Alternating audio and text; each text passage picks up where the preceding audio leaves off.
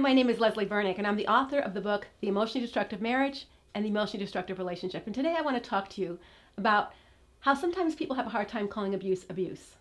One of my clients, Samantha, had high hopes that something might really change after she got an appointment with her church counselor.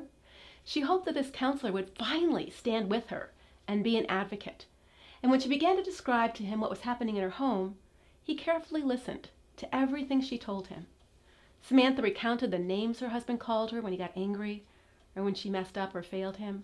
She described things such as not allowing her own perspective or opinion during an argument, that he wouldn't allow her to leave a room when she was feeling scared, and demanding that she submit to his most trivial demands, like cook him a full breakfast every single morning, even though she worked full time and had a little baby to get ready to take to the daycare. She told this counselor how her husband lied, how he twisted the scriptures, how he bullied her and threatened her. Samantha took a huge risk sharing these things with her counselor, but she believed that if her counselor and her church leaders knew what was happening, that they would get behind her and lovingly but firmly tell her husband, who was active in their church, that his behavior was sinful, abusive, ungodly. She thought that once she got others to agree that his behavior was destructive, he'd be less likely to tell himself the lie that what he was doing wasn't all that bad. Sadly, the counselor became fixed on two words Samantha used when she finished her story. She said to the counselor, "Please tell him to stop emotionally abusing me." Her counselor's first response to Samantha was, "Samantha, let's not use the words emotional abuse. It's such a trendy term these days." Samantha's heart sank. It was hard for her to breathe. Her chest pounded. Her head started spinning. Now what? She thought to herself. If this isn't emotional abuse, what is it? You know, our culture is adept at watering down language so when it becomes vague and meaningless, it doesn't offend anyone.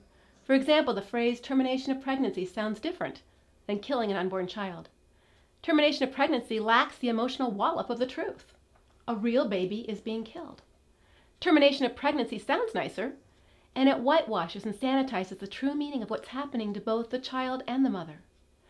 When we refuse to recognize and name emotional abuse for what it is, and instead describe it as marital conflict or mutual sin, it's not that we're incorrect, it's that we are imprecise, and we water down what's really happening.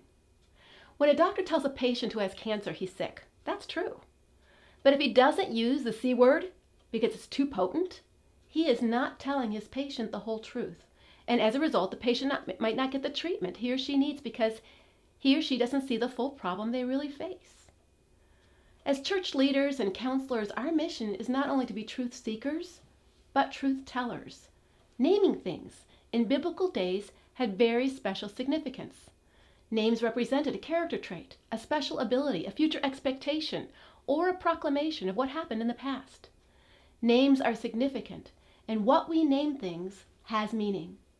And so when we say to people, let's not call what's happening to you abuse, that's wrong. What we're saying is that what's happening to you is no big deal, and that's not true. Minimizing what's happening in someone's marriage damages her, her husband, and their marriage. Abusive behavior is always bad, always sinful, and always destructive. And the Bible repeatedly tells us that God comes alongside the victim. He is against those who seek to destroy and damage others and who misuse their power.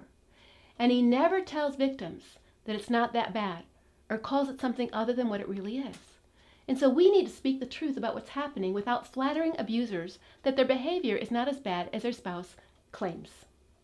Let's call abuse for what it is. Abuse. God bless.